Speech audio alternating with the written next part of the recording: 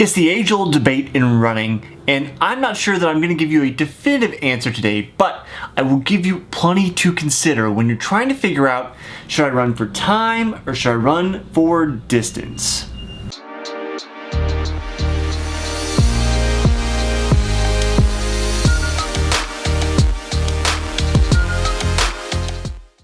First things first, if you haven't spent time with me here on the channel before, hit that subscribe button, stick around with me for future videos of this show that I call Runner's High.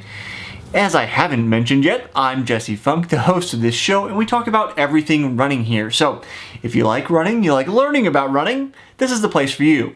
Now, when we're talking about time versus distance, we're really trying to think about which is better for us. Which is better for our particular schedule, our program, our goals. What are we going to do that gets us where we want to go? And first you have to define what exactly you're after before you can figure out, should I run for time or should I run for distance? Now, I'll admit my partisanship up front. I've been a distance guy for a very, very long time. Now, I guess if I really think about it, I've actually spent half of my 20 years going distance, which is the first half basically, and then the latter half going time, because I switched to multisport where I was doing triathlon, trying to earn my pro license, which you'll have heard about if you've seen any of my episodes of the Smart Athlete podcast where I talk about my story. Now, that is a big consideration when you're thinking about time versus distance. If you're only running, then distance is fine. But if you're cross-training, you're doing multisport, you're doing other things, the common denominator is time. You have to compensate for effort as well, because a half hour going easy and a half hour going as hard as you possibly can are not the same thing. But when you're trying to figure out, okay, how do I mix an hour of running with an hour of biking and then an hour of swimming, how do they all relate to each other? In particular, I like to think about it in terms of calorie burn. It's not a perfect way to think about that, but calorie burn or time is a good way to think about what I'm doing, my personal load for my workout week, if you're doing multiple things. So just straight off the bat, if you're a multi-sport athlete, time is the way to go. But there's still the temptation to think about distance and knowing that I want to go a certain distance, or maybe I need to cover a certain distance. So there are things to consider if you want to go that direction. The biggest pro for going distance and saying, I want to go for this particular distance, is if you're training for a particular event. Well, then hey, I'm doing a half marathon. I've got to go 13.1 miles. So I know I need to train my distance up so that I can cover that distance in a particular time. In that case, doing distance makes a lot of sense, because there's a very definitive distance you have to go so you can cover it. Other than that, it gets a little more squidgy or squishy, depends on who you ask, which one you should say. But the point is, it becomes unclear which should be the best for you. So here's a few more things to consider. If you come from a background where distance is king, like I do, then you might consider going time if you find yourself on your long runs going too fast. And you have to be honest with yourself. That's the key here. You have to be honest. Am I going too fast? Am I going too hard? Am I not recovering as well as I'd like to? Some of it is just this internal pressure to always go fast, to always be performing, when really you need to chill out on those long runs. And one way to do that is by trying to convert your time of what you should be running and just saying, this is what I'm going to run for regardless of the distance. Then relying on your RPE, your rate of perceived exertion, to say, I'm going easy, and there's no way to cheat. You simply can't do it. So if you think about, hey, I need to go out for a long run, say you're going to go out for 7 or 8 miles, and you can think, well, if I run a little faster, it could be done a little sooner. But that may not be what you need in your program. You may need to be recovering. And if you need to be recovering, then going for time is a good antidote to that urgency to go faster on those long runs. Because if you say, hey, I'm gonna go run 7 miles, but you convert that and say, maybe you run 8-minute miles. I'm gonna run for 56 minutes. And 7 miles, or 8-minute miles is your target pace. Maybe it's 10-minute miles, whatever it is. Convert it over and you say, this is the time I'm going to run for. Well, no amount of speeding up is going to change that time. The time is the time.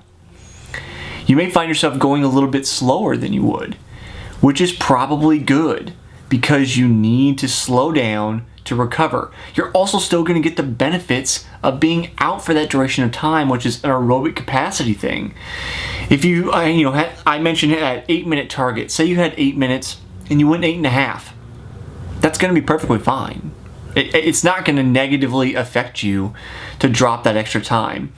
And really, if you are dropping that extra time by going easy, it's likely that you needed to do it anyway. So if you're stuck on distance and you know you're going too fast in your long runs, then a good antidote to that is thinking about going for time. But there is another way around if you're thinking about time all the time of a reason you might go distance. And that reason is this: if you need to let go of the pressure of the watch. If you find yourself clock watching all of the time, then going for distance may be the key. And when I say going for distance, I mean picking out a route, saying I'm going to run this route, and leaving your watch at home. Not knowing that this was the time that you ran. Because it's a similar psychological problem as to the reason you might run for time. You're rushing. And it's when you need to focus internally and think about the rate of perceived exertion, the effort you're putting in, not the time, not the speed, not the pace that you're putting in, but the effort that you may focus on distance. You leave the watch at home, know your route, forget about the time, and focus on that effort. When you allow yourself to forget about either time or distance and simply focus on your effort, you do this consistently, you're going to get the best results out of yourself because you're going to show up each day and perform to the level your body can and to the best expectations that can be had from you. Because if you're too tired and your body can't perform, you feel that. If you're able to push more, you also feel that. So going internally and thinking about rate of perceived exertion is really the key to both of these things. So those are the two sides to that coin of if you feel like you're rushing or if you feel like you're clock watching, you might go time, you might go distance, it depends. However, because you want to focus on rate of perceived exertion, there's actually a way to combine both time and distance into a single workout. And that workout is the ever popular fartlek. When we pick a distance, really it can't be just a time-based thing, so okay, but go with me here. We pick a distance, again, let's go with that 7-mile run, and then we say within the run, we're gonna do 3 rounds of 3 on, 3 off, 2 on, 2 off, 1 on, 3 off. Something like that. It doesn't have to be that workout, it can be any mix. But when you do fartlek, which is Swedish for speed play, it's the ability to change your pace within a run. Then you can go out for a distance and have these intervals that are based on effort. I find they are really, really good, again, if you're honest with yourself about teaching your abilities in that internal compass. I particularly like the 3-2-1 intervals, or something like 90-60-30. We did that a lot in college. 90 seconds on, 90 seconds off, 60 seconds on, 60 seconds off, 30 seconds on, and then I think it was 3 minutes off. The ending interval would vary, but you want to recover. And it'd give you the chance to go, say, 5K pace, mile pace, and then like sprint. But if you're doing it multiple rounds, you have to stay honest with yourself, otherwise you're going to slow down, and you want each of those to be similar throughout the run. So all your 90s should be similar, all your 60s should be similar, and all the 30s should be similar. You don't want to die off. Doing this, combining the two, and focusing internally gives you the ability to become a better pacer and a better runner while getting good fitness in. And it's just fun. It's good to get out, mix it up, not be so stuck on being at the track or having to run a mile or these set distances. It's all based internally. I find that it frees me up to do exactly what my body can do that day, nothing more, nothing less. And that frees me up mentally to know that I'm doing the right thing and know that I got all the work I could get in for the day, which is a huge boon when you're trying to be the best runner you can be, basically. Picking either distance or time is going to be a personal preference.